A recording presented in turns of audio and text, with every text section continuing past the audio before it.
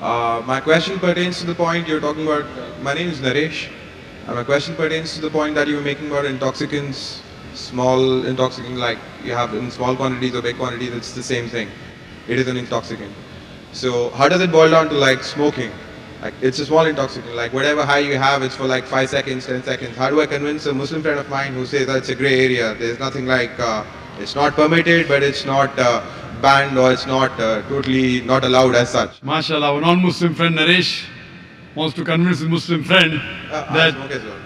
as far as smoking is concerned, he said what intoxicates in large quantity is prohibited in small quantity. That's the hadith of beloved Prophet Muhammad Sallallahu Alaihi Wasallam. Sunan Ibn Majah, volume number 4 in the book of intoxication. Book number 30, hadith number 3392. But this, as far as smoking is concerned, all type of smoking is not intoxicants.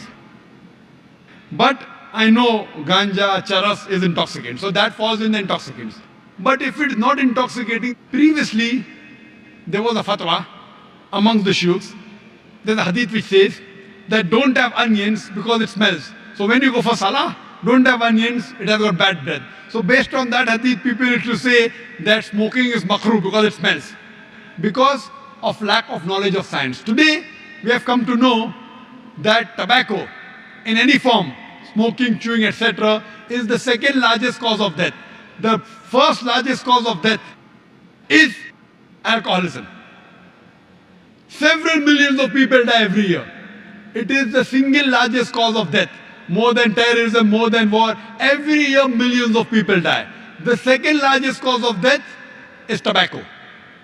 According to World Health Organization, every year, more than 4 million people die only because of tobacco.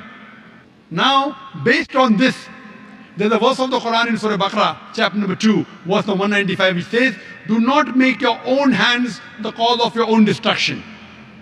That means committing suicide or causing self-loss is prohibited. So based on this verse, today we come to know smoking is nothing but slow poisoning.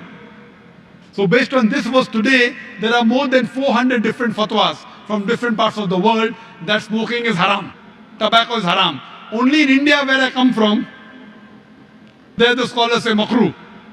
Because many have tobacco, so they say makruh. But today, Saudi Arabia, Egypt, many parts of the world, there are more than 400 fatwas saying that smoking and tobacco in any form, nicotine is haram. So Islamically today, smoking is haram based on the verse of the Quran, Surah Baqarah chapter 2 verse number 195.